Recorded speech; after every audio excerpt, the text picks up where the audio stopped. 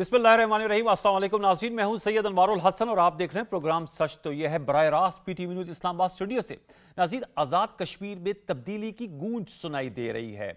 जो मौजूदा वज़ीर आज़म है चौधरी अनवारुल हक साहब, इनके खिलाफ तहरीक अदम एतमाद लाने का ऐलान किया गया है। पाकिस्तान पीपल्स पार्टी ने कल अपनी जो पार्लिमानी पार्टी का इजलास किया, chairman Peoples Party Bilawal Bhutto Zardari साहब की सदारत में, उसके बाद फिर सदर मुमलिकत के यहाँ इजलास हुआ। उसमें तय ये पाया है कि पाकिस्तान पीपल्स पार्टी वहाँ पर हुकूमत बनाएगी और इसके लिए उनका दावा ये है कि उनके नंबर्स पूरे हो गए हैं। 17 सीटें हैं पीपल्स पार्टी के, 53 का कानून साज असम्बली का पूरा एक नंबर है और 27 की मैजिकल फिगर चाहिए। अब से कुछ देर कबल हमने देखा कि जो मौजूदा आज़ाद कश्मीर हुकूमत के 5 वज़रा हैं, उन्होंने पीपल्स पार्टी में शमूलियत का ऐलान किया। ये आप तस्वीर भी हमारे टीवी चैनल पर देख सकते हैं। फरियाल तालपुर साहबा मौजूद हैं, सरदार तनवीर इलियास साहब हैं और गवर्नर पंजाब सरदार सलीम हैदर साहब, यानी 22 सीटें उनके पास हो गई हैं।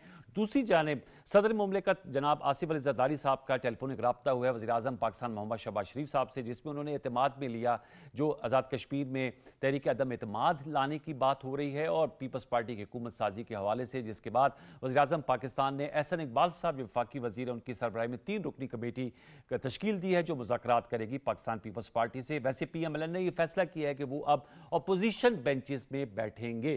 तो इस हवाले से जानने की कोशिश करेंगे कि अब 7 माह मुद्दत रह गई है मौजूदा आज़ाद कश्मीर कानून साज असम्बली में, इस वक्त क्यों कर वज़ीर आज़म की तब्दीली नागुज़ीर है। उसके लिए मुझे ज्वाइन किया है कमर ज़बान कारा साहब ने, पाकिस्तान पीपल्स पार्टी के मरकज़ी रहनुमा है, फॉर्मर फेडरल मिनिस्टर आप रह चुके हैं उमूर कश्मीर व गिलगित बल्तिस्तान। आपका बहुत शुक्रिया टेलीफोन लाइन पर हमें ज्वाइन किया। और हमें ज्वाइन किया इस्लामाबाद स्टूडियोज़ में शाह गुलाम कादिर साहब, आप मेंबर लेजिस्लेटिव असम्बली हैं, आज़ाद कश्मीर कानून साज असम्बली और आज़ाद कश्मीर पाकिस्तान मुस्लिम लीग नवाज चैप्टर के सदर हैं। सर आपका बहुत शुक्रिया। मैं कमर ज़बान कारा साहब, अस्सलाम वालेकुम। जी वालेकुम अस्सलाम। कारा साहब बहुत शुक्रिया, आपने वक्त दिया। सर सवाल यही है जो जहन में आता है, अभी कुछ अरसा कबल जो अवामी एक्शन कमीशन कमेटी के एहतजाज था, उसकी मुज़ाकराती कमेटी में आप मौजूद थे और मुतालबात सामने 38 उस पर बातचीत हुई, ब्रेक थ्रू हुआ और अमल दरामद की यकीन दहानी कराई कि वो अवामी एक्शन कमेटी का एहतजाज ख़त्म हुआ। अभी उस पर अमल दरामद होना है। ऐसे में मौजूदा आज़ाद कश्मीर हुकूमत की तब्दीली क्यों कर नागुज़ीर है और पाकिस्तान पीपल्स पार्टी 7 या 9 माह के लिए हुकूमत क्यों कर लेना चाह रही है आज़ाद कश्मीर की? कारा साहब, पहली बात है कि पार्टी लेना नहीं चाह रही, है कि इस फैसले लाना चाहना नहीं है, उसको मैं अभी गुजारिश करता हूँ। लेकिन एक बात ध्यान में रखिए कि जब पिछली जो हुकूमत थी उसके खिलाफ अदम एतमाद हुआ तो हुकूमत खत्म हुई और अनवारुल हक साहब को वज़ीर आज़म बनाया गया, तो उस वक्त मुस्लिम लीग ने भी उनका साथ दिया, पीपल्स पार्टी ने भी उनका साथ दिया और 2-2.5 साल तक उनकी हुकूमत रही, जो कि हमारी जमातों ने अपने मिजाज के खिलाफ, हालात के तकाजों के तहत, सिर्फ मजबूरी के तहत अपनी जमातों के कहने पे वक्त गुजारा।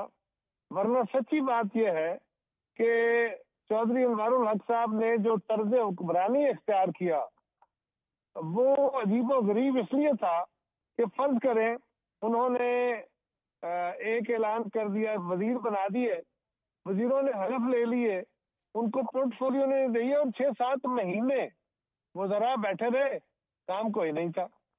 जब वजारतों के पोर्टफोलियो दिए गए तो उसके बाद उन्होंने उनके इख्तियारात सारे अपने पास रख लिए और टोटली गवर्नमेंट रखी। अच्छा, हुकूमत रही, अपोजिशन पहले ही बहुत कमजोर हो गई थी और उनके तर्जे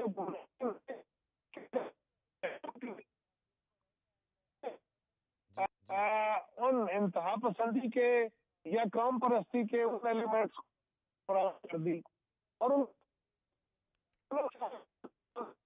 साहब आपकी आवाज बीच पे से चली जाती है, अगर आप थोड़ी सी पोजीशन अपनी बदले ताकि आपका सिग्नल पूरा आ जाए। आपकी आवाज बीच पे से खो देते हैं हम लोग। जी, मैं दोबारा आपके पास लौट के आता हूँ। शाह गुलाम कादिर साहब, सर वो कारा साहब से सवाल मैंने किया, ये सवाल आपसे भी है क्योंकि आप लोग अभी तक अनवारुल हक की गवर्नमेंट में मौजूद थे। अब आप लोगों ने क्यों कर फैसला किया अचानक कि आप अपोजिशन के बेंचेस पे बैठेंगे और जो तहरीक अदम एतमाद आ रही है उसका साथ नहीं देंगे? आज सदर आसिफ जरदारी साहब की प्राइम मिनिस्टर शहबाज शरीफ साहब से भी बातचीत हुई। जी बहुत शुक्रिया आपका नवाज साहब। बुनियादी तौर पर अनवारुल हक साहब की जब हुकूमत बनी उसमें तमाम पार्टियां शामिल थीं और हमने उनको वोट दिया जैसे कायरा साहब ने फरमाया, बिल्कुल सही बात है कि काबीना 6 महीने तक नहीं बनी, 6 महीने के बाद पोर्टफोलियो नहीं बनी, और उसके बाद मशावरत का जो अमल है वो ना होने के बराबर था। सही।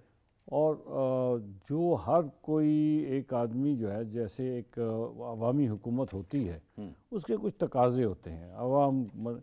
जब आपके वज़रा मुज़फ़्फ़राबाद में ना बैठें, जब वज़ीर आज़म साहब इस्लामाबाद में ज़्यादा वक्त गुजारें और वहाँ पे आपका सेक्रेटरीट सन्नाटे का मंजर पेश कर रहा हो, तो फिर आप उस हुकूमत में कैसे चल सकते हैं? ये तीसरे वज़ीर आज़म है इस टेन्योर के। नहीं, लेकिन पहले क़य्यूम नियाज़ी साहब थे, पीटीआई के, फिर सरदार तनवीर। क़य्यूम नियाज़ी साहब कम से कम दफ्तर बैठा करते थे। अच्छा। हालांकि हमारे मुखालिफ हैं, लेकिन बात जो हकीकत है वो यही है कि वो कम से कम सेक्रेटरीट में बैठा करते थे। फिर सरदार तनवीर साहब, तनवीर इलियास साहब आए तो उन्होंने, हम ढूंढते ही रहे सारे कि वो कहाँ हैं। आजकल नज़र आते हैं, अब तो कायरा साहब की पार्टी में है। जी, आप नज़र आते हैं वो। अच्छा। तो फिर चौधरी अनवार साहब आए। चौधरी अनवार साहब आए। तवक्को बड़ी थी कि जी वो कोई काम करेंगे, और कोई हर काम के इरादे, तकरीर बहुत अच्छी, बातें बहुत अच्छी, उसमें कोई शक नहीं है, अखलाकी तौर पर बड़ी ज़बरदस्त गुफ्तगू कर लेना। लेकिन प्रैक्टिकल रिज़ल्ट क्या है? रिज़ल्ट ये निकला कि आज़ाद कश्मीर में अपोजिशन नापैद हो गई। आप सब लोग गवर्नमेंट में थे, हमारी पार्टियां गवर्नमेंट में थी, और आज़ाद कश्मीर में एक ऐसी नज़रियाती तखरीबकारी शुरू हो गई जिसको बर्दाश्त नहीं किया जा सकता। तो उसके सदेबाब के लिए ये हो रहा है? उसके सदेबाब तो ऐसे ही हो सकता है कि किसी एक पार्टी की तो गवर्नमेंट होगी ना, 3 पार्टियों की, फर्ज करें ओनरशिप होगी, ओनरशिप होगी। ओके, अगर आपकी इजाजत तो कायरा साहब से दोबारा हमारा राब्ता जुड़ गया। जी कायरा साहब, आप बात अपनी मुकम्मल कीजिएगा। सर, इंदौर में जो शाह गुलाम कादर साहब फरमा रहे हैं, उनकी बात को सेकंड करते हुए आगे बढ़ूंगा, आपका वक्त बचाऊंगा जी। तो उनका जो फर्ज हुक्मरानी था, उसके नतीजे में ये जो उभार पैदा हुए और उनको मिसमैनेज किया गया, जिसके नतीजे में पहले एक छोटी तहरीक, फिर एक बड़ी तहरीक उन्होंने खड़ी करा दी, और ऐसे हालात पैदा कर दिए कि जैसे कोई दुश्मनी के हालात पैदा हो गए हों। फिर भी फेडरल गवर्नमेंट ने जाके इंटरवीन किया, जाके उनसे मुज़ाकरात किए, मुज़ाकरात में समझौता हो गया, एग्रीमेंट हुआ। उस एग्रीमेंट पे अब जो अमल दरामद का टाइम है, उसमें भी वजीर आजम साहब का रवैया अजीबो गरीब है कि वो जो नोटिफिकेशन होने थे, जो उनके जिम्मे काम थे, कुछ काम फेडरल गवर्नमेंट के हैं। फेडरल गवर्नमेंट का आलम यह है कि वजीर आजम साहब 2-3 दफा ये बात कह चुके हैं, पाकिस्तान के वजीर आजम, कि जो वादे आपने किए हैं उनको फौरी तौर पर अमल दरामद करें, क्योंकि वो आवाम के मफाद के वादे हैं और उसके ऊपर फौरन काम करना चाहिए। लेकिन आजाद कश्मीर की गवर्नमेंट के जिम्मे जो काम थे, अभी तक उसके ऊपर काम नहीं शुरू हुआ, उसके ऊपर नोटिफिकेशन जारी नहीं हुए। अगर यही सूरत हाल रहती है और वहां फिर एक बेचैनी की लहर उठती है और एक मिसट्रस्ट बनता है, तो उसके नतीजे में फिर एक कोई तहरीक उठ सकती है। तो फिर क्या किया जाए? क्या एक और तहरीक जो कि पाकिस्तान के लिए मसाइल खड़े कर दे, वो पैदा होने दी जाए? इस वाकई 7 महीने, 8 महीने या 9 महीने की हुकूमत जो है, वो कभी कोई सियासी तौर पे आसान फैसला नहीं हो सकता। बिल्कुल, क्योंकि जब एंड पे गवर्नमेंट आती है, लोगों की तवक्कुआत बहुत हाई होती है, लोग जल्द नाराज होते हैं। इस वक्त पीपल्स पार्टी ये कोई इक़्तिदार नहीं ले रही। मसला ये है कि मुस्तफा के हमारे दोस्तों ने ये फैसला करके अनाउंस कर दिया, शाह गुलाम कादर साहब जो इनकी जमात ने, कि ये हुकूमत में नहीं बैठेंगे, ये अपोजिशन में बैठेंगे। अब हमारी जमात सिंगल लार्जेस्ट पार्टी रह जाती है। हमारी जमात भी अगर हुकूमत नहीं बनाती तो ये असेंबली डिसॉल्व हो जाती, फिर एक नया क्राइसिस शुरू हो जाएगा। असेंबली डिसॉल्व हो जाए, आगे बढ़िए, फिर क्या करेंगे? उसके बाद नेचुरली अर्ली इलेक्शन नहीं हो सकते कायरा साहब? अगर असेंबली डिसॉल्व होती है तो क्या अर्ली इलेक्शन नहीं हो सकते? हाँ, देखिए ना, अर्ली इलेक्शन तो हो सकते हैं, लेकिन आपने ये देखना है कि इलेक्शन होने कहाँ है। कश्मीर के अंदर एक तो यह है कि अभी तक वहां के चीफ इलेक्शन कमिश्नर का तकर्रर नहीं हुआ, इलेक्शन कमीशन मुकर्रर नहीं हुआ, वोटर लिस्टें प्रॉपरली नहीं बनी। दूसरा यह है कि वहां ठंड का मौसम शुरू हो गया है, बर्फबारी शुरू हो गई है। आजाद कश्मीर के काफी सारे इलाके वो हैं जहां पे मार्च अप्रैल तक तो बर्फबारी होती रहती है, और क्या सर्दियों के बर्फबारी के मौसम में इलेक्शन पॉसिबल ही नहीं है। फिर क्या किया जाएगा? कोई ऐसी गवर्नमेंट बना के अगर चलाने की कोशिश की जाएगी जो पब्लिक रिप्रेजेंटेटिव गवर्नमेंट ना हो, तो वहां ऑलरेडी जो इस वक्त लोगों का ज़हन बना हुआ है या जिस तरह एक उभार बना है, उसको एड्रेस करने के लिए सही मायनों में पब्लिक रिप्रेजेंटेटिव्स की गवर्नमेंट आनी चाहिए, और फिर जल्द अज जल्द نئے انتخاب، اور انتخاب بھی بالکل شفاف، نیک نیتی سے شفاف انتخاب کرا کے جس کی گورنمنٹ بنتی ہے اس کو بنانے دیں. یہی ایک واحد طریقہ ہے مسائل کے حل کا. اور اسی لیے سب نے یہ فیصلہ کیا ہے. مسلم لیگ نے بھی ان کی گورنمنٹ چھوڑنے کا فیصلہ کر لیا. ہم نے یہ فیصلہ کیا ہے کہ ہم گورنمنٹ بنائیں گے تاکہ اسٹیبلٹی آئے اور کشمیر کا پاکستان کے ساتھ رشتہ مضبوط ہو کے آگے بڑھا جائے، اس کو کمزور کرنے کی کوشش نہ کی. سر میں ساتھ قاری صاحب رہے گا، میں شاہ غلام قادر صاحب کا بھی اس پہ رائے لینا چاہوں گا. سر یہ جو عوام میں اضطراب پایا جاتا تھا اور عوامی ایکشن کمیٹی کو ہم نے دیکھا کہ انہوں نے پورے کشمیر کو جام کیا 2 مرتبہ، آپ لوگوں کی جو سیاسی جماعتیں ہیں اس وقت میں اگر آپ سے پوچھوں ریلیونٹ ہیں ود دی پبلک پلس؟ کیونکہ بہت سے ناقدین کا کہنا ہے کہ ارریلیونٹ دکھائی دے رہی ہیں. نہیں، یہی بات ہے کہ جب ایک تو کیسے ری اسرٹ کریں گے دوبارہ؟ ایک ریاست میں جب آپ کے سارے ہی حکومت میں ہوں، اپوزیشن ہی کوئی نہ ہو، تو یہ پہلے آپ لوگوں نے کیوں نہیں سوچا؟ نہیں، ہم نے تو سوچا کہ پی ٹی آئی کا جو منحرف اراکین تھے، منحرف اراکین تو حکومت میں آ گئے جی، لیکن جو اصلی پی ٹی آئی بچ گئی تھی، 4 ممبران، 4-5 ممبران کی، وہ اپوزیشن کا کردار ادا کریں گے. وہ اپوزیشن کا کردار ادا کرنے کے بجائے وہ بانی پی ٹی آئی کے رہائی پہ لگ گئے. تو آزاد کشمیر میں ایک گیپ پیدا ہو گیا، ایک ویکیوم تھا. ایک ویکیوم. تو کیا اس تبدیلی سے ویکیوم پر ہو جائے گا؟ ہماری کوشش ہوگی جی کہ یہ ویکیوم کریٹ نہ ہو اور اس ویکیوم کو فل کر لیا جائے. لوگوں کے ایشوز ضرور ہوتے ہیں لیکن اس کو دیکھیں، آزاد کشمیر سینسٹیو ایریا بڑا ہے. آزاد کشمیر کے ساتھ کشمیر کی آزادی کا بیس کیمپ ہے سر. اگر یہاں آکوپائڈ کشمیر ساتھ ہے. بالکل. آپ ہندوستان کی ساری چالیں جو ہیں، پہلی گولی تو ہم پہ چلتی ہے، اس کے بعد ادھر کہیں پاکستان کی طرف آتا ہے، تو وہاں پہ ڈیسٹیبلائزیشن جو ہے کسی صورت مناسب نہیں ہے. اس لیے کچھ نہ کچھ تو out of the box solution تلاش کرنا پڑے گا. کیا یہ جو موجودہ وزیراعظم ہے، اب یہ جو ان کے 5 کابینہ کے اراکین چلے گئے ہیں پیپلز پارٹی میں، تو کیا وہ خود مستعفی ہوں گے یا تحریک عدم اعتماد آئے گی، یا کیا وہ ڈیزالو کر سکتے ہیں اسمبلی؟ 5 نہیں گئے بلکہ 10 گئے. اچھا 10 چلے گئے. 10 چلے گئے. جو تصویریں میں نے دیکھی ہیں ٹھیک ہے، وہ بڑھتی جا رہی ہے ان کی تعداد. میرے خیال میں 22 ہے نا ٹوٹل. جی، جو بیرسٹر سلطان محمود کا گروپ ہے وہ بھی ہیں اور اس کے علاوہ جو 5 تو یہ 10 ابھی تک چلے گئے ہیں. ٹھیک ہے. سوال یہ ہے کہ وہ 10 تو چلے گئے. اب اگر ایک پارٹی کی گورنمنٹ ہوگی جو پیپلز پارٹی کی یقیناً ہوگی، کیونکہ ان کے پاس 17 اراکین تھے، ہم 9 تھے، ہم نہیں بنا سکتے تھے، وہ بنا سکتے. وہ 27 ہو گئے، 10 چلے گئے. وہ 27 چاہیے بھی یہی فگر، یہی فگر چاہیے.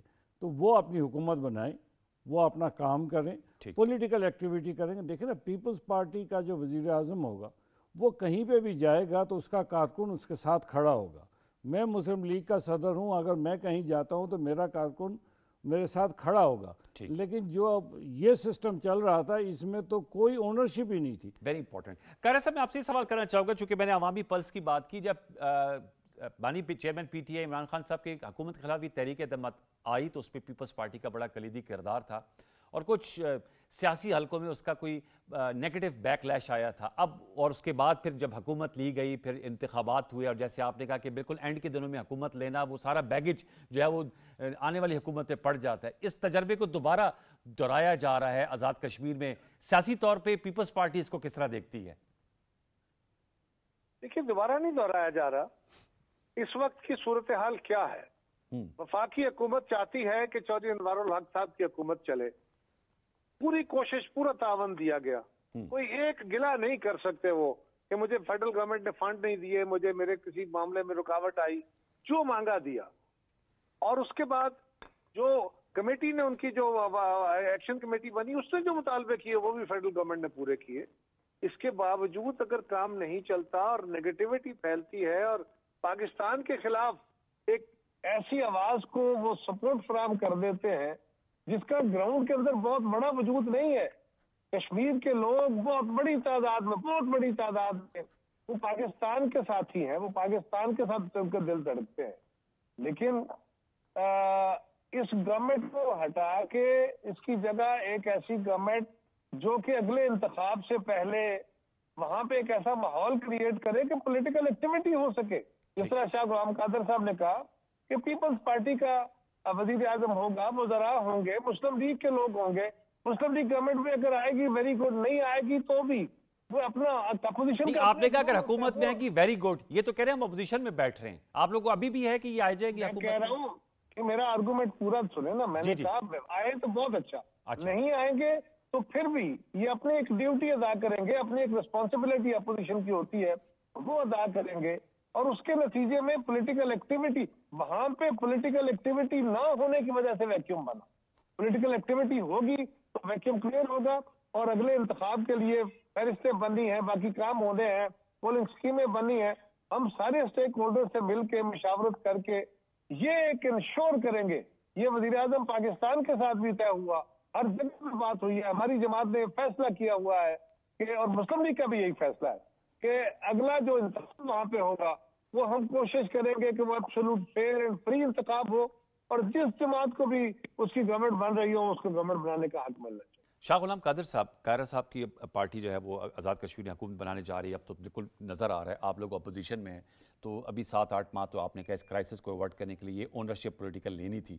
अगले इलेक्शन में एक दूसरे के मद्दे मुकाबिल होंगे दोबारा? हम इब्तिदा से एक दूसरे के मद्दे मुकाबले हैं, कभी भी हम इकट्ठे अनवारुल हक साहब की गवर्नमेंट में बस आप लोग इकट्ठे बैठे थे? वो अनवारुल हक साहब की गवर्नमेंट में हम इसलिए बैठे थे कि उस वक्त के हालात का तकाजा यही था, लेकिन हम एक्सपेक्ट कर रहे थे कि शायद कोई बेहतर रिजल्ट निकले, लेकिन बेहतर रिजल्ट निकल नहीं सका।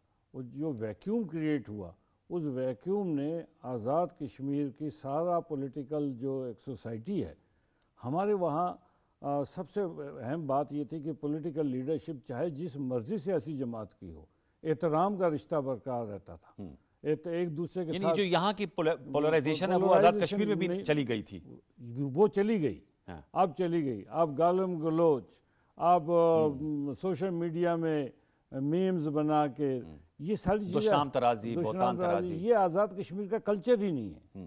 हम एक दूसरे के खिलाफ इलेक्शन भी लड़ते हैं और एक दूसरे के साथ बैठ के बात भी करते हैं, खाना भी खाते हैं और एक दूसरे के साथ मसाइल डिस्कस भी करते हैं। उस सोसाइटी को जब जो ज़ख्म पहुंची है वो अब नाकाबिले बर्दाश्त है। और दूसरी बात यह है कि जब ये एक तफरीक पैदा कर दी जाए कि ये पाकिस्तान का हामी है और मैं जनाब हकदार हूँ, तो उस वक्त एक ऐसी फिजा पैदा, ऐसे लोगों को आप कैसे काउंटर करेंगे कि उनकी तादाद तो बहुत ज्यादा नजर आ रही थी। शौकत मीर साहब हैं और जो उनके लीडर्स बन गए हैं, शॉपकीपर्स से उनको एक पूरा एक यही है ना, जब नेशनल होराइजन पे स्पेस मिली है तो वो तो पीछे नहीं जाएंगे आप? नहीं, पीछे तो उनको वो जाएं या ना जाए, हालात उनको ले जाएंगे, हालात ले जाएंगे। इसलिए कि पहले तो उनके खिलाफ बात ही कोई नहीं करता था। हमारे कारकुन, पीपल्स पार्टी के कारकुन, बाकी सियासी जमातों के कारकुन, जब उनके पास काम करने को कुछ नहीं था, अपोजिशन थी नहीं, हुकूमत, मैंने पहले आपसे बात की कि हम 33 हल्कों में से 29 हल्कों में हम अपोजिशन में थे। पीपल्स हुकूमत में होने के बावजूद पार्टी हुकूमत में 4 वजीर, लेकिन 29 हल्कों में अपोजिशन में आपके 4 वजीर थे। 4 वजीर थे। इसी तरह पीपल्स पार्टी के 11 वजीर, तो वो जो है 22 हल्कों में जो है वो अपोजिशन में है। तो ये एक ऐसी सोसाइटी पैदा हो गई कि जिसकी वजह से हर जगह से जो कारकुन था, सियासी कारकुन, उसने कहा कि वो कहाँ काम दिखाए, तो उसने अपना काम दिखा दिया। अब जब वापस हम पॉलिटिकल स्पेक्ट्रम में आ जाएंगे और पॉलिटिकल एक्टिविटी शुरू हो जाएगी, तो उसके बाद फिर तमाम कारकुन अपने घर को वापस आ जाएंगे। ठीक है। तो वो जो नेगेटिव एलिमेंट है वो भी कंट्रोल हो जाएगा और आज़ाद कश्मीर के मसाइल को हल करने की तरफ हम बढ़ सकें। कायरा साहब, कल 27 अक्टूबर है और ये आखिरी मेरा सवाल है इस पहल का आपसे भी, शाह गुलाम कादिर साहब से। भारत ने जो इलीगल ऑक्यूपेशन किया तो उस पर हम उसके खिलाफ जो है सब इकट्ठे होकर खड़े होते हैं। आप समझते हैं टाइमिंग्स के लिहाज से ये फैसला जो है वो मुनासिब है? और दूसरा, इसके पाकिस्तानी सियासत पे कोई आप असरात पड़ते हुए देख रहे हैं जो आज़ाद कश्मीर में तब्दीली आ रही है? देखिए अनवर, आज़ाद कश्मीर में तब्दीली में फिर कह रहा हूँ ना, ये अगर तो लाई जा रही हो ना शौक से, अगर लाई जा रहा हो जाती करते हुए, किसी का हक मारते हुए, कोई बेअसूली करते हुए, तो फिर तो और बात है। कोई एक जमात आज़ाद कश्मीर की ऐसी नहीं है जो मौजूदा हुकूमत जो जहाँ पे है उसके साथ हो जी। तो एक ऐसी हुकूमत का जाना सबके ख्याल में बड़ा जरूरी है। लिहाजा पाकिस्तान के ऊपर इसके क्या असरात होंगे, उसका कोई ताल्लुक पाकिस्तानी पॉलिटिक्स से उस तरह नहीं है। ठीक। हाँ, अगर वहां स्टेबिलिटी आती है तो पाकिस्तानी सियासत में भी स्टेबिलिटी आएगी, यहाँ पे भी बेहतरी के आसार होंगे, कमजोरी नहीं आएगी। اور آزاد کشمیر کے اندر سے اگر لوگوں کو اسٹیبلٹی اور تسکین ہوگی تو بارڈر پار یا سرحد کے اس پار مقبوضہ کشمیر کے اندر بھی ایک مضبوط آواز جائے گی. یہ جو گورنمنٹ ہوگی یہ بھی تو آزاد کشمیر کے مدعوں پہ ان کے نمائندوں پر مشتمل ہوگی. یہ کوئی پاکستان کے یا کسی اور جگہ کے نمائندے تو نہیں ہوں گے, یہاں کی کوئی امپوز گورنمنٹ تو نہیں ہوگی. جی ایگزیکٹلی سر 27 اکتوبر جی انشاءاللہ مثبت اثر آئے گا. اور 27 اکتوبر کے دن کل ساری قوم ان کے ساتھ ویسے ہی کشمیر کا مقدمے میں مقبوضہ کشمیر کے حوالے سے تو ساری قوم کا موقف ہے کہ اس میں تو کوئی دوسرا موقف ہے ہی نہیں, لہٰذا اس پہ اس کا مثبت اثر آئے گا, مثبت اثر آئے گا. ٹھیک ہے سر, تھینک یو قاہرہ صاحب. یاد رکھیے مقبوضہ کشمیر کا مقبول ترین نعرہ ہم پاکستانی ہیں, پاکستان ہمارا ہے. بالکل سید علی گیلانی صاحب مرحوم کا یہ بڑا زبردست نعرہ تھا جو کہ ابھی بھی اس کی گونج سنائی دیتی ہے. قمر جان قاہرہ صاحب سر آپ کا بہت شکریہ, آپ نے ہمارے ساتھ ہمارے لیے خصوصی وقت نکالا. شاہ غلام قادر صاحب 27 اکتوبر کے حوالے سے آپ کا کیا میسج ہے؟ 27 اکتوبر تو پہلے جاننا چاہیے کہ ہم کیوں مناتے ہیں. بالکل ضرور. 27 اکتوبر کو ہندوستان نے اپنی فوجیں کشمیر میں اتاری تھیں اور 27 اکتوبر کی جب انہوں نے اتاری تو وہاں پہ ایک جنگ و جدل ہوا اور اس کے نتیجے میں آزاد کشمیر گلگت بلتستان آزاد ہوا.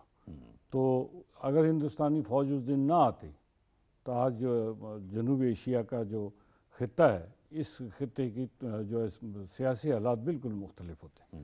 تو اس لیے ہم اس کو بلیک ڈے کے طور پر مناتے ہیں کہ اس دن کے بعد کشمیریوں کے لیے جو ہے یہ ہر طرف جو اندھیرا ہی اندھیرا رہا. لیکن ایک حوصلے کی بات ہے کہ جی ہم کشمیری دنیا کے کسی حصے میں بھی رہتے ہوں, ہمیں پاکستان کی حکومت سے گلہ ہو سکتا ہے, پاکستان کی عوام سے, پاکستان کے اسٹیٹ سے کوئی گلہ نہیں ہوتا, لیکن ہندوستان کے ساتھ کوئی کشمیری رہنا نہیں چاہتا. اگر ہندوستان کو یہ جس دن یقین ہوا کہ کشمیری اس کو ووٹ دیں گے وہ رائے شماری پہ چلا جائے گا, اور وہ رائے شماری پہ جاتا کیوں نہیں ہے, اس کو شک اس لیے وہ 42 لاکھ جعلی ڈومیسائل بنا کر اس نے مقبوضہ کشمیر میں لوگوں کو ووٹر بنایا, 35A اور 370 تنسیخ کر کے. تو اس لیے ہمیں یہ 27 اکتوبر جو ہے اس کو یوم تجدید عہد کے طور پر بھی منانا چاہیے اور بلیک ڈے کے طور پر بھی منانا چاہیے, اور مقبوضہ کشمیر کے بھائیوں کو پیغام دینا چاہیے کہ ہم ہر حال میں جو بھی صورتحال ہو کشمیری پاکستانی ایک قوم کی طرح مقبوضہ کشمیر کے بھائی اور بہنوں کے ساتھ ہیں. بالکل, بہت شکریہ, بہت شکریہ شاہ غلام قادر صاحب, آپ نے ہمارے ساتھ نشست کی. قاہرہ صاحب موجود تھے. ایک چھوٹا سا وقفہ شامل کریں گے, وقفے کے بعد آئیں گے تو استنبول ترکیے میں پاکستان اور افغانستان کے درمیان جو مذاکرات ہیں آج کا دوسرا دن ہے, اس کے کیا نتائج نکل سکتے ہیں. پاکستان کی جانب سے جو یک نکاتی ایجنڈا رکھا گیا ہے اس پہ بات کریں گے. آصف درانی صاحب جو نمائندہ خصوصی رہے ہیں پاکستان کے افغانستان کے حوالے سے اور فارمر ایمبیسڈر ہیں, ان سے گفتگو کر رہے ہوں گے. چھوٹے سے وقفے کے بعد وقفہ لے لیجیے.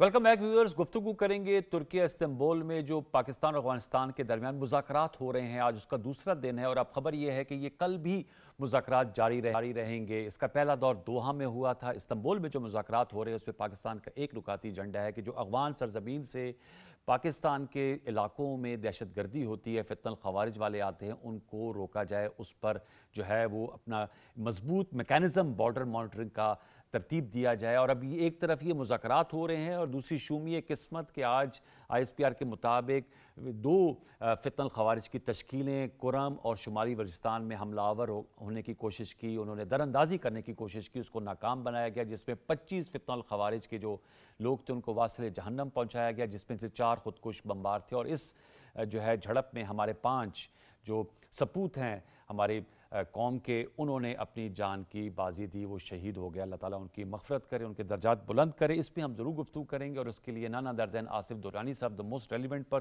نمائندہ خصوصی رہ چکے ہیں برائے افغانستان, پاکستان کے سابق سفیر ہیں, very noted analyst and ambassador. بہت شکریہ نوازش آصف درانی صاحب. سر بتائیے گا, دوحہ میں پہلی مذاکرات ہوئے, اس میں سیز فائر ہوا اور اس میں طے ہوا تھا کہ فالو اپ مذاکرات ہو رہے ہیں. یہ آج دوسرا دن ہے اور ابھی آپ سے بات ہو رہی تھی کل بھی مذاکرات ہوں گے. آپ سمجھتے ہیں طویل مذاکرات ہیں, انشاءاللہ کوئی خیر کی بات بیچ میں سے نکلے گی, کوئی اچھا نتیجہ نکلے گا؟ جی تھینک یو انور صاحب. میں یہ کہہ سکتا ہوں کہ طالبان کے ساتھ جو ایکسپیرئنس رہا ہے پچھلے 4 سال میں, اس میں وہ جب ٹیبل پہ بیٹھتے ہیں تو وہ معاملات کو ڈیلے کرنا چاہتے ہیں, کیونکہ وہ مذاکرات کی میز پر فیصلہ نہیں کرتے. یہ ان کا میرا تجربہ تو یہ کہتا ہے. تو اس لیے اب آپ یہ دیکھیں گے کہ یہ جس طرح کی مختلف ذرائع سے ان کی شرائط یا ان کی پروپوزلز آ رہی ہیں, وہ بھی دیکھ کے آدمی یہ سمجھتا ہے کہ یہ ڈیلینگ ٹیکٹکس ہیں.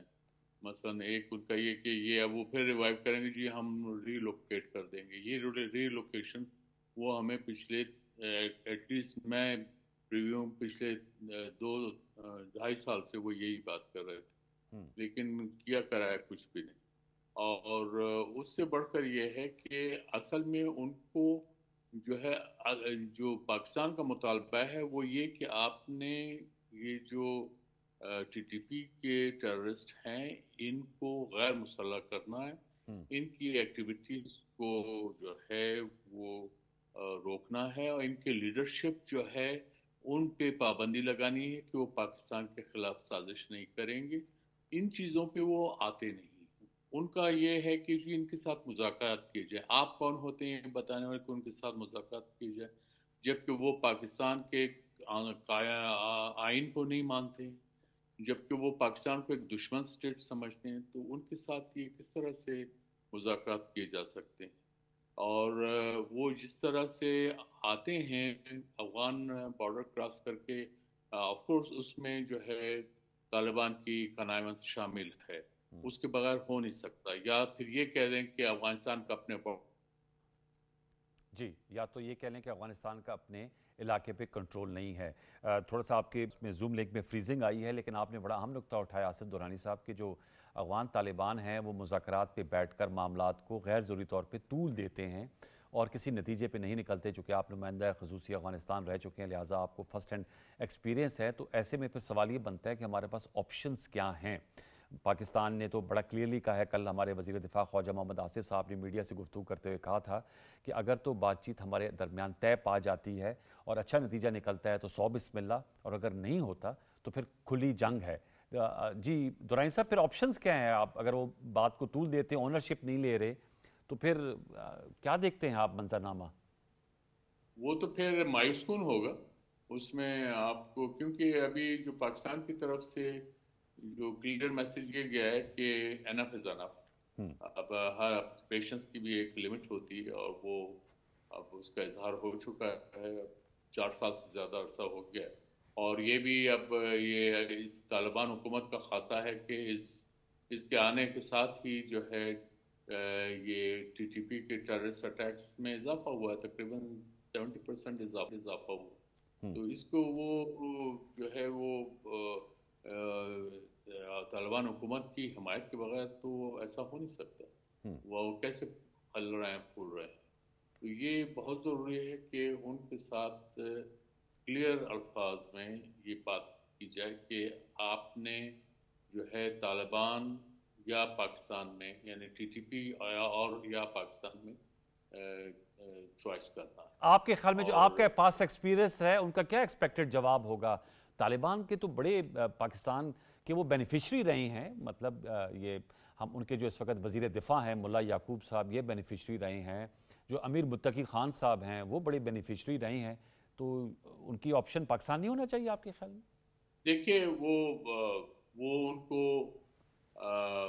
یہاں پہ جو سینکچریز ملی وہ ان کو وہ فائدہ تھا, لیکن اب ان کے پاس جو پیسے کمانے کے مواقع بڑھ گئے ہیں, اس میں انڈیا کا فیکٹر بھی بہت زیادہ ہے. اور میرے خیال میں انڈیا کی طرف سے ان کو بہت سی جو ہے وہ ترجیحات دی جائیں گی. ان کو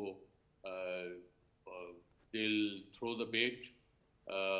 میرے خیال میں یہ بھی جو ہمارے افغان دوست ہیں ان کا وتیرہ رہا ہے, ان کو جو بھی پیسہ میسا دے دیتا ہے تو وہ उसका ट्यून, उसका गाना गाने लगते हैं। कतर और ये तुर्की का क्या किरदार हो सकता है एम्बेसडर साहब? कतर और तुर्की इसमें जो है वो जामिन है, पहला दोहा में हुआ, अब इस्तांबुल में हो रहा है, उनका तो इन्फ्लुएंस है ना इन पर, कतर और तुर्की का?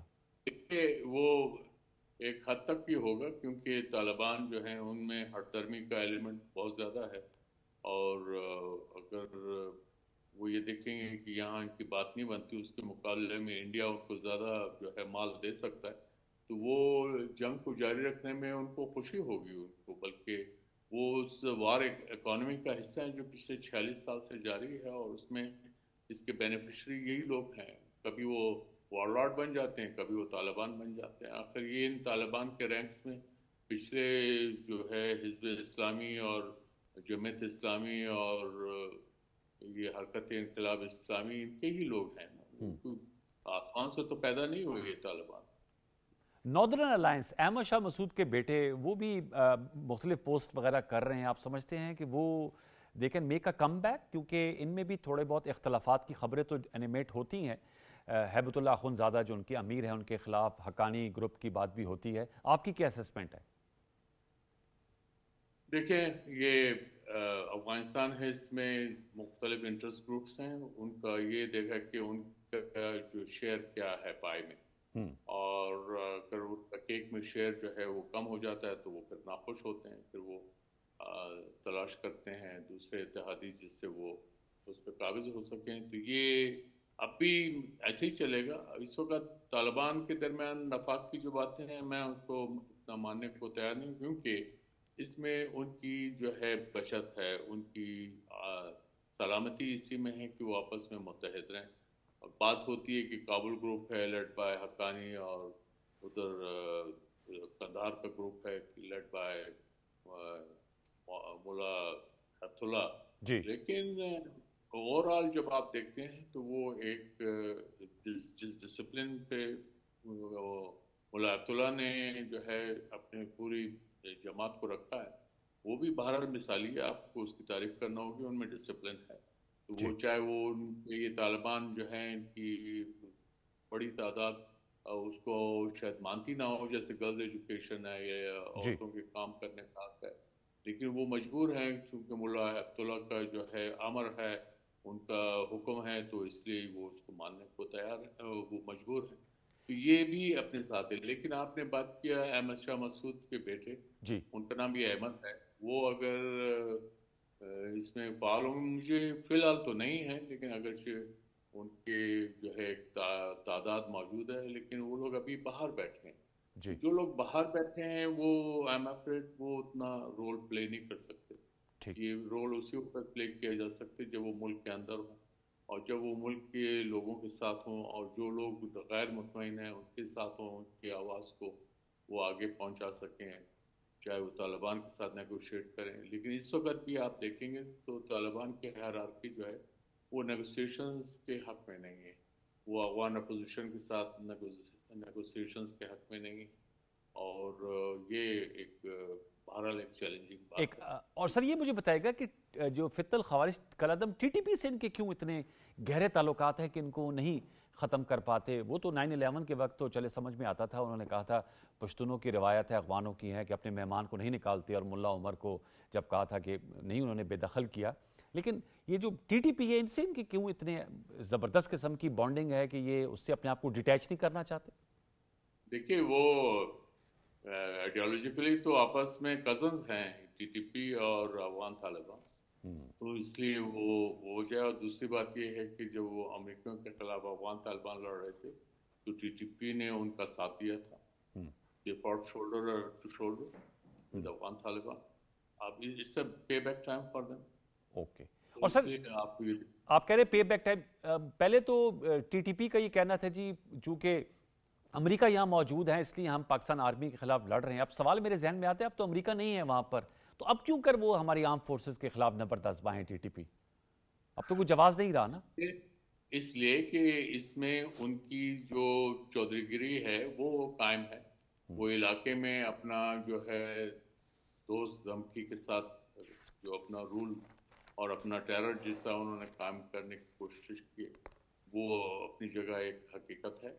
وہ کرنا چاہتے ہیں اسی طرح سے، کیونکہ وہ اگر پارلیمانی طریقہ ہو یا جمہوری طریقہ ہو تو اس میں تو وہ نہیں آ سکتے. اور ایک یہ بھی حقیقت ہے کہ ٹی ٹی پی کو پاکستان کے اندر یا وہ جو مرجڈ ڈسٹرکٹس ہیں سابقہ فاٹا کے حمایت تو حاصل نہیں ہے ان کو کسی طور پہ بھی حمایت حاصل ہے، لیکن یہ ان کا وہ گن کا جو ایک وہ ہے بدماشی ہے اس کے ذریعے وہ یہ سارا کرتے ہیں. اور دوسرا بات یہ ہے کہ یہ جس اسلام کی بات کرتے ہیں وہ نعوذ باللہ وہ ایک اس طرح کا اسلام ہے جس سے لوگ باقی دنیا جو ہے وہ خوفزدہ ہو جائے گی اس طرح کے اسلام سے. وہ ایک ایسا ماڈل ہے، ہارریبل ماڈل یہ پیش کرتے ہیں. تو اس لیے یہ ایک ضرورت اس بات کی ہے کہ جو علاقے کے لوگ ہیں جن جگہ پہ یہ ٹیررزم ہوتا ہے وہ یکجا ہو کر ان کو جو ہے ان کے خلاف جو ہے اپنا ایک محاذ قائم کریں اور ان کو جو ہے انہی کی گیم میں ڈیفیٹ دیں. بالکل، بہت شکریہ، thank you very much Asif Durrani صاحب، ڈیرہ منانا سر. آپ نے ہمارے ساتھ نشست کی اور جو ایکسپیرینس ہے، جو آپ کی انسائٹ ہے وہ آپ نے شیئر کی. ویورز ایک چھوٹا سا وقفہ شامل کریں گے، وقفے کے بعد آئیں گے تو ہم پنجاب، لاہور اور وسطی پنجاب میں جو اسموک کا ایشو ہے اس پہ بات کریں گے کہ اس کے خاتمے یا اس کے تدارک کے لیے، اس میں کمی لانے کے لیے حکومت پنجاب کیا سٹیپس لے رہی ہے، کیونکہ جو ایئر کوالٹی انڈیکس ہے وہ اس سے بہت متاثر ہو جاتا ہے، بالخصوص اس سیزن میں جب سردیاں بڑھتی ہیں. وقفے کے بعد دوبارہ لوٹ کے آئیں گے، ہمارے ساتھ رہیے، وقفہ لے لیجیے.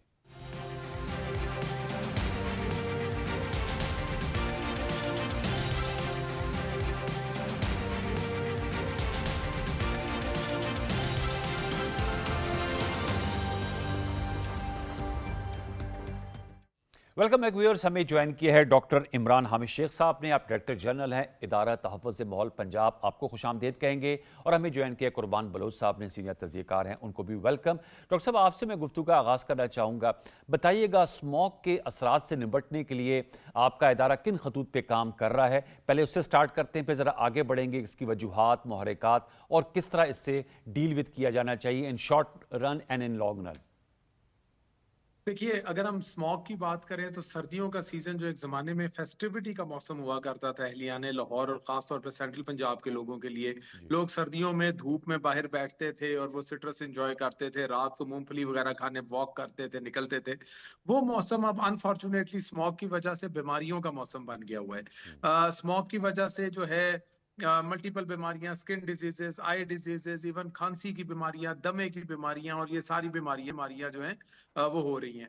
تو گورنمنٹ آف پنجاب نے اس ساری سچویشن کو مد نظر رکھتے ہوئے وار فوٹنگ کے اوپر پچھلے 2 سال سے کام جو ہے وہ ہو رہا ہے اور اسموک کو کاز کرنے والے ہر فیکٹر کے اوپر بڑی ایفیکٹولی کام کیا جا رہا ہے. دیکھیے، اسموک کو کاز کرنے کی دو بیسیکلی دیر آر 2 فیکٹر جو کہ اسموک کو پیدا کرتے ہیں.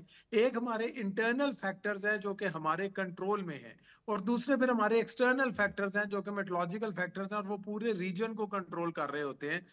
تو میٹرولوجیکل فیکٹرز تو آبویسلی ہمارے کنٹرول میں نہیں ہیں، لیکن وہ فیکٹرز جو ہمارے کنٹرول میں ہیں، every humanly possible effort is being done under the sun کہ جی وہ اس کو ہم کنٹرول کر سکیں.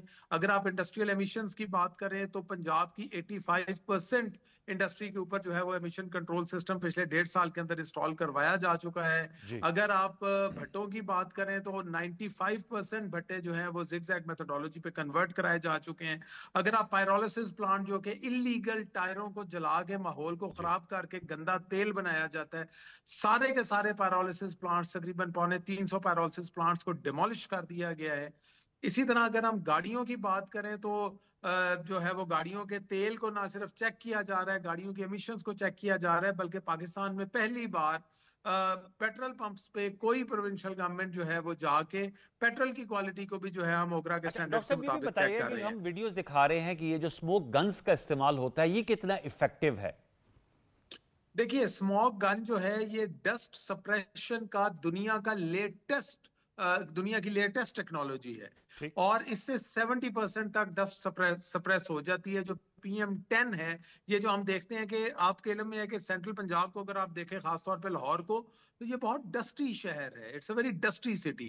تو ایک پرابلم اسموک کے اندر یہ آ رہی تھی کہ ایک طرف جو ہے وہ گاڑیوں کا اور دھوئیں اور ایمیشنز وغیرہ ہوتے ہیں، تو دوسری طرف جو ہے یہ جو ڈسٹ ہوتی ہے، جو ڈسٹ پارٹیکلز ہیں، جو مٹی ہے، دھول ہے، वो फजा के अंदर मुअल्लक हो जाती है। और क्योंकि सर्दियों में टेम्परेचर इन्वर्जन हो गया होता है, टेम्परेचर का उल्टाव हो जाता है, हवा भारी हो जाती है, तो ये जो डस्ट हवा में सप्रेस, हवा में मुअल्लक हुई होती है, सस्पेंड हुई होती है, ये डिस्पर्स नहीं हो पाती, फैलती नहीं है। सो इसके लिए दो ही तरीके हैं जो कि अल्लाह ताला ने बनाए हैं। एक रेन है, बारिश है, जो कि नेचुरल क्लींजर है, और दूसरा हवा है। अनफॉर्चुनेटली सर्दियों के अंदर, चूंकि ये अब आजकल खुश्क सीजन चलता है सर्दियों में, तो ना बारिश हो रही होती है और ना हवा चल रही होती है।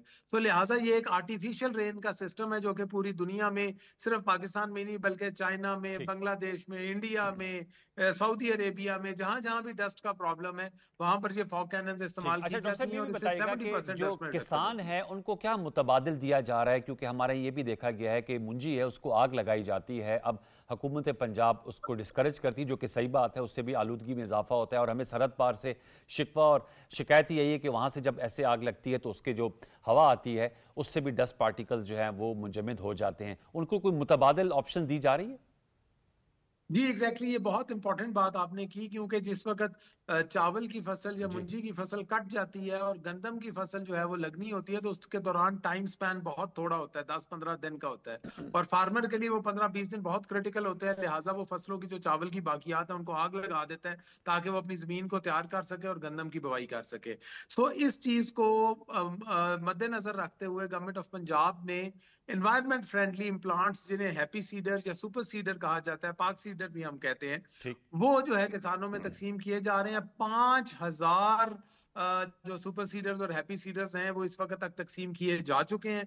और एक जो सुपर सीडर है या हैप्पी सीडर 12 एकड़ रकबे को जो है वो 10 घंटे के अंदर कवर करता है। तो आप इससे अंदाजा लगा लें कि हजारों एकड़ जो है इस वक्त वो हैप्पी सीडर या सुपर सीडर के जरिए जो है उसकी कटाई हो रही है, हार्वेस्टिंग हो रही है, जिसके नतीजे में अब उनको फसलों को जलाने की जरूरत ही बाकी नहीं रहती है। और हैप्पी सीडर ना सिर्फ ये कि फसल को नीचे से काट देता है, बल्कि वो गंदम के बीज की बुवाई भी साथ साथ करता जाता है। तो ये से इन मेजर से जो एयर क्वालिटी इंडेक्स है उसमें कितनी बेहतरी आई है? देखिए, अगर हम 2024 का 2025 से कंपैरिजन करें तो 16 दिन बेहतर गुजरे हैं अक्टूबर के अभी तक। अगर हम दोनों 2024 के अक्टूबर और 2025 के अक्टूबर का कंपैरिजन करें, हमारे हॉस्पिटल्स के अंदर पेशेंट्स कम आए हैं। अगर आप अंदाजा करें तो पिछले साल इस वक्त लाहौर का AQI तकरीबन 500 को टच कर रहा था, इस वक्त वो 300, पौने 300, 250, लेकिन सर कहीं पर ये रावी रोड में कहीं पर 810 पे भी गया है सर।